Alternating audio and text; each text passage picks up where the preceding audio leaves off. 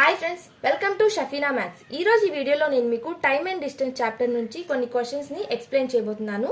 Previous exams లో వచ్చిన questions ని తీసుకొని ఈ వీడియోలో నేను మీకు ఎక్స్ప్లెనేషన్ అయితే చేయబోతున్నాను. సో వీడియో అయితే మీరు ఎక్కడా కూడా స్కిప్ చేయకుండా ఎండ్ వరకు చూడండి. అండ్ మీకు నా వీడియో నచ్చితే లైక్ చేయడం మర్చిపోవద్దు. ఇప్పుడు మనం ఫస్ట్ ప్రాబ్లం లోకి వెళ్దాం. ఇది మన ఫస్ట్ ప్రాబ్లం.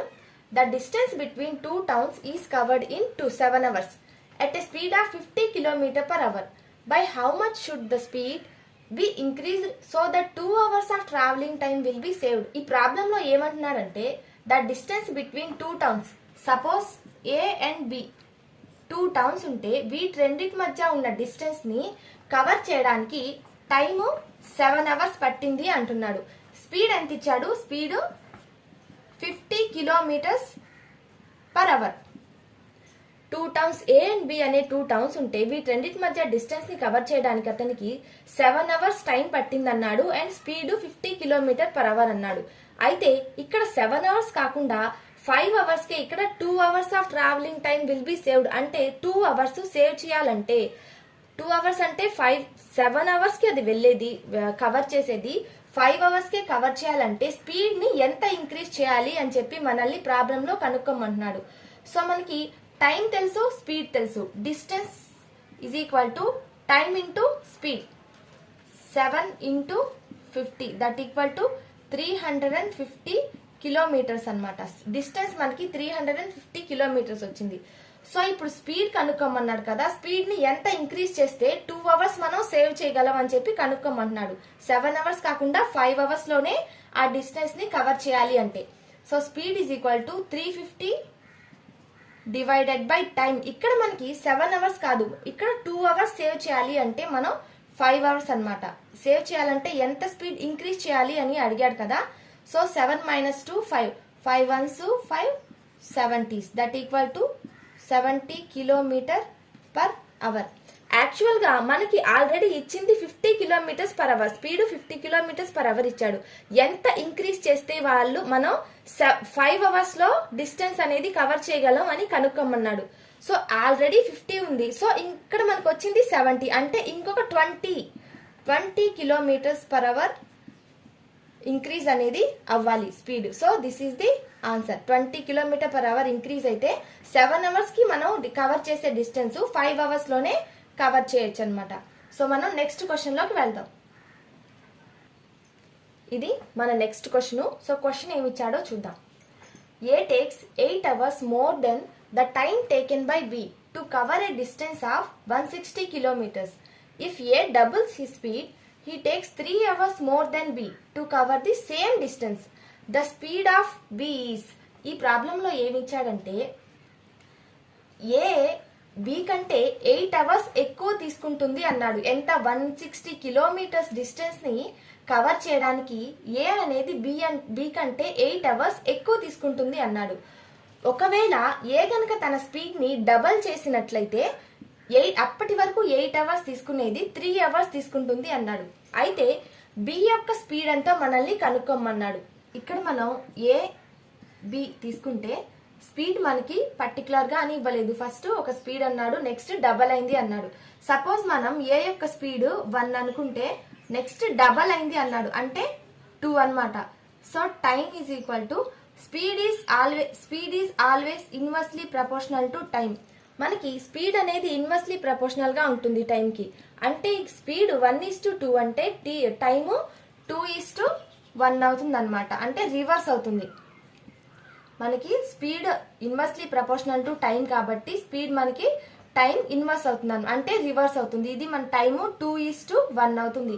ఇక్కడ మనకి ఏమి ఇచ్చాడు?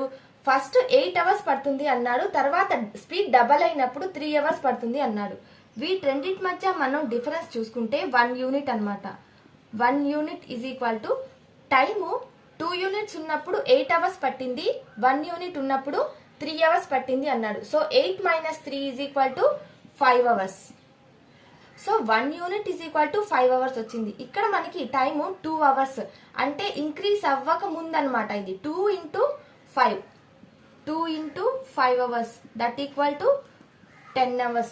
మనకి ఫస్ట్ ఏ యొక్క టైము 10 అవర్స్ వచ్చింది. బట్ ఇక్కడ ఏమన్నాడు, A takes 8 hours more than the time taken by B. B కంటే ఏ 8 అవర్స్ ఎక్కువ తీసుకుంటుంది అన్నాడు.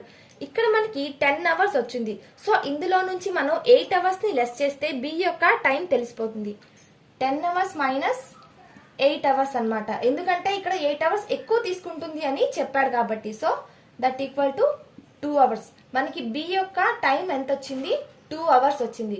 సో ఇప్పుడు మనకి డిస్టెన్స్ తెలుసు, టైం తెలుసు. ఇప్పుడు బి యొక్క స్పీడ్ చూస్తే speed is equal to distance ఎంత, 160 divided by 2. 2 ones 2 80s. That equal to 80 kilometre per hour. B యొక్క స్పీడ్ మనకి ఎంత వచ్చింది, 80 కిలోమీటర్స్ పర్ అవర్ అన్నమాట. ఇది మన నెక్స్ట్ ప్రాబ్లం. సో ప్రాబ్లంలో ఏమి ఇచ్చాడో చూద్దాం. A takes 2 hours more than B to cover a distance of 40 kilometers. If A doubles his speed, he takes 1.5 hour more than B to cover 80 kilometers. To cover a distance of 120 kilometers, how much time will B take traveling at his same speed? ఈ ప్రాబ్లంలో ఏమి ఇస్తున్నారంటే ఏ అనేది B కంటే 2 hours ఎక్కువ తీసుకుంటుంది. 40 kilometre distance ని cover చేయడానికి ఏ అనేది బి కంటే 2 అవర్స్ ఎక్కువ తీసుకుంటుంది అన్నాడు. అయితే ఏ గనక తన స్పీడ్ ని డబల్ చేసినట్లయితే 80 కిలోమీటర్స్ డిస్టెన్స్ ని కవర్ చేయడానికి 1.5 అవర్ ఎక్కువ తీసుకుంటుందంట. ఎప్పుడు ఏ అనేది తన స్పీడ్ ని డబుల్ చేసినప్పుడు. అయితే 120 కిలోమీటర్స్ డిస్టెన్స్ ని కవర్ చేయడానికి బికి సేమ్ స్పీడ్ తో ఎంత టైం పడుతుందో మనల్ని కనుక్కోమంటున్నాడు. ఇప్పుడు మనం సపోజ్ ఇక్కడ 40 కిలోమీటర్స్ కాకుండా 80 కిలోమీటర్స్ అనుకుందాం. అప్పుడు టైం ఎంత అవుతుంది, 4 అవర్స్ అవుతుంది.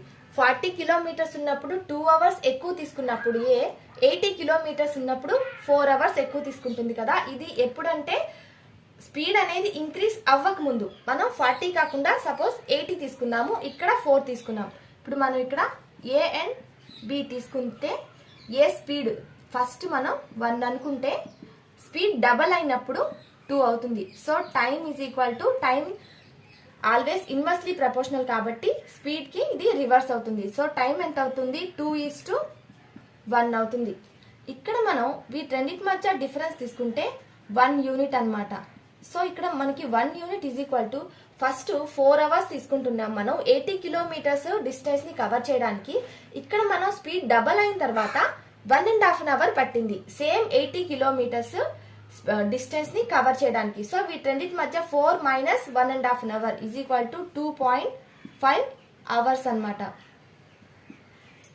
ఇక్కడ మనం 1 యూనిట్ కి 2.5 అవర్ వచ్చింది. బట్ ఇక్కడ 2 యూనిట్స్ ఉన్నాయి. 2 units 2 into 2.5 that equal to 5 hours పట్టింది మనకి. ఇది స్పీడ్ ఇంక్రీజ్ అవ్వక ముందు టైం రేషియో, ఇది స్పీడ్ ఇంక్రీజ్ అయిన తర్వాత రేషియో అన్నమాట. సో స్పీడ్ ఇంక్రీజ్ అవ్వక ముందు 4 అవర్స్ పట్టింది తనకి 80 కిలోమీటర్స్ డిస్టెన్స్ ని కవర్ చేయడానికి.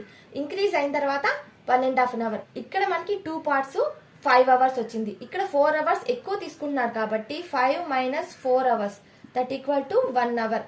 సో బి టైం ఎంత, 1 అవర్ అన్నమాట. బి యొక్క టైము 1 అవర్. 1 అవర్ లో 80 కిలోమీటర్స్ 1 అవర్ లో 80 కిలోమీటర్స్ ని డిస్టెన్స్ ని కవర్ చేసింది బి. బట్ ఇక్కడ 120 కిలోమీటర్స్ కి ఎంత టైం పడుతుంది అంటున్నాడు. సో ఇంకొక 40 అన్నమాట. సో 120 కిలోమీటర్స్ 80 కిలోమీటర్స్ కి 1 అవర్ అంటే 40 కిలోమీటర్స్ కి half an hour 0.5 that equal to 1.5 hour. B 120 kilometre distance ని కవర్ చేయడానికి 1.5 అవర్ తనకి పట్టింది.